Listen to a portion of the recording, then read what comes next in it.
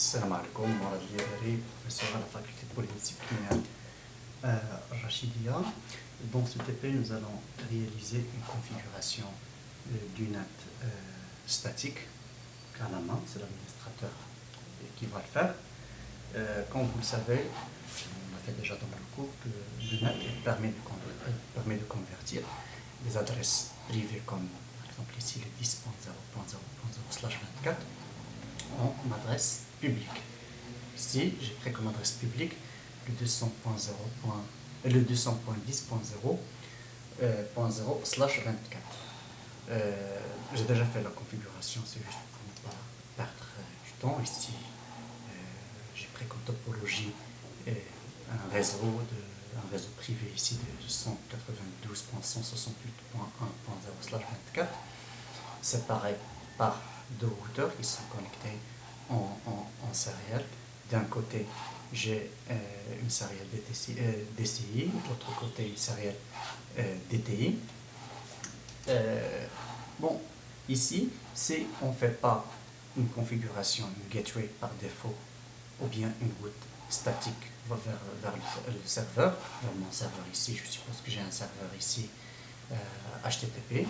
Donc si je me connecte sur mon web browser et je tape l'adresse privée de mon serveur qui est de 10.0.0.254, je ne peux pas accéder au serveur tout simplement parce que soit il faut faire une route statique pour acheminer les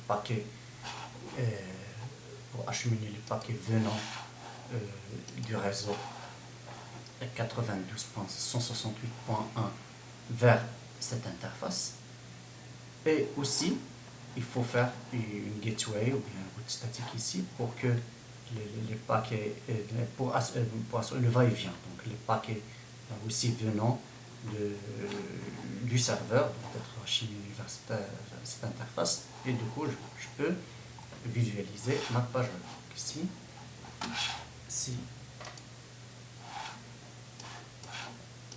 donc ici vous voyez que il y a un request timeout. Donc on va faire la configuration ici nécessaire. On va opter pour un gateway. Vous pouvez faire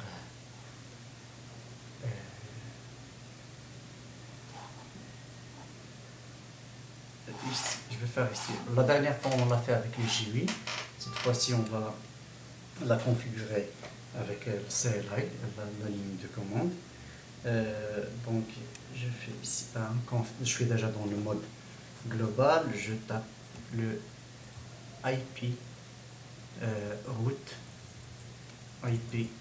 route, ça c'est le gateway, n'importe quelle adresse avec un masque de 0.0.0, et il va passer par serial 2/0.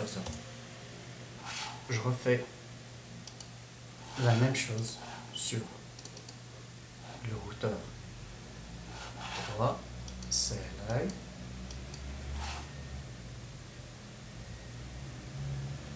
Je refais la même chose, IP route, définit aussi route par défaut. Cette fois-ci, ces machines qui existent dans le réseau 192.168.1 peuvent accéder au réseau, au serveur web.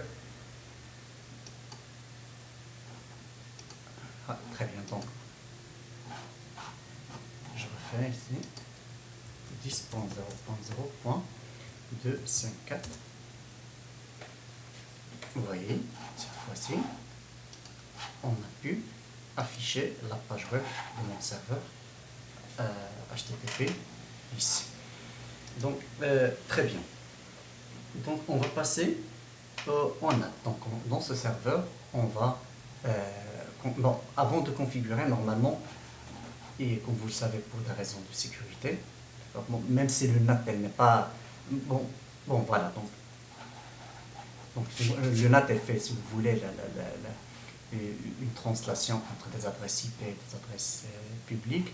On ne veut pas que les adresses privées circulent dans le net, donc on fait on fait le NAT.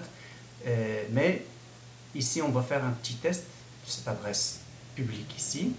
On verra est-ce que cette adresse publique permet d'accéder à mon serveur web. Donc, du moment que je n'ai pas configuré le NAT, et je ne peux pas visualiser cette page web.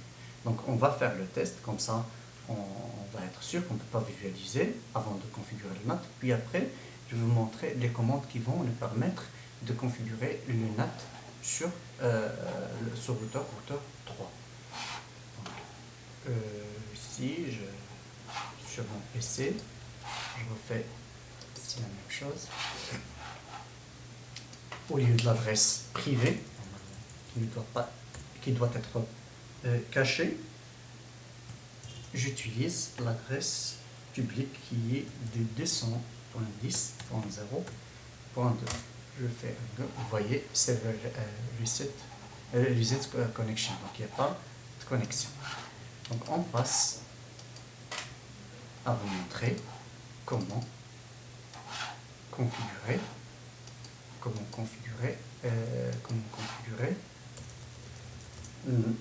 le NAT statique. Donc ici je fais un IP NAT. Je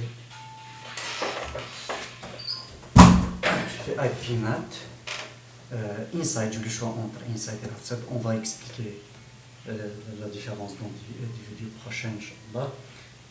Inside, je fais ici point d'interrogation, il me donne source adresse translation. Je fais source adresse translation. Si je fais ici point d'interrogation, j'ai liste et statique. On va choisir un milieu qu'on va faire statique. On va taper l'adresse de mon serveur 0.254.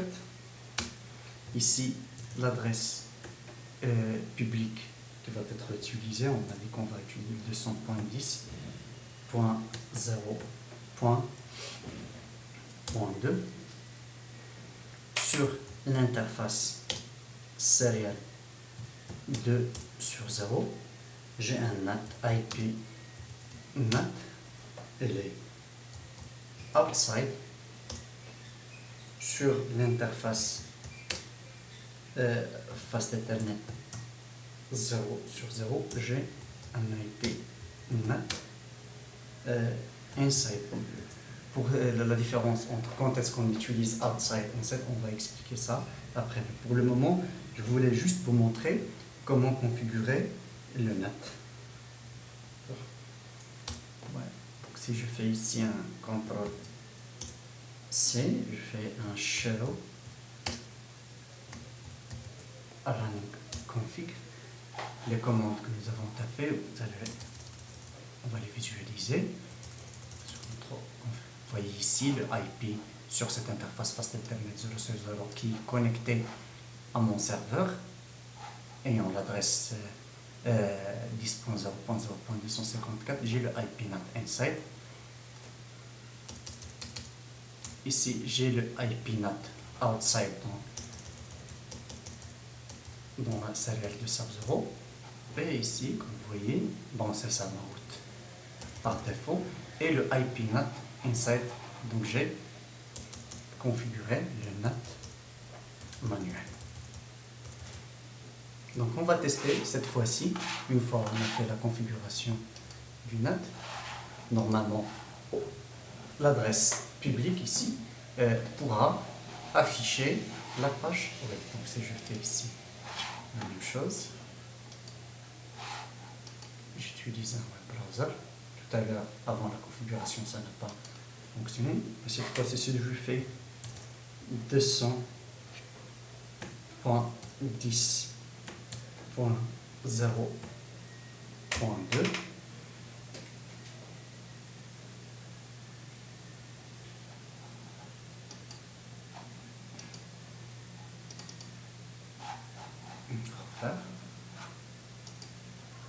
c'est on a dit 200.10.0.2. Très bien. Donc tout à l'heure, ça n'a pas fonctionné, mais avec la configuration Vous voyez que ici j'arrive à afficher la page web de mon serveur. Donc, bon, comme on a dit dans le cours que pourquoi on utilise le NAT, c'est pour des raisons de sécurité, mais c'est pas toujours, il n'est pas toujours sécurisé, donc et aussi pour ne pas épuiser les adresses IP version 4. Donc, bon, l'objectif du TP, c'est juste la configuration.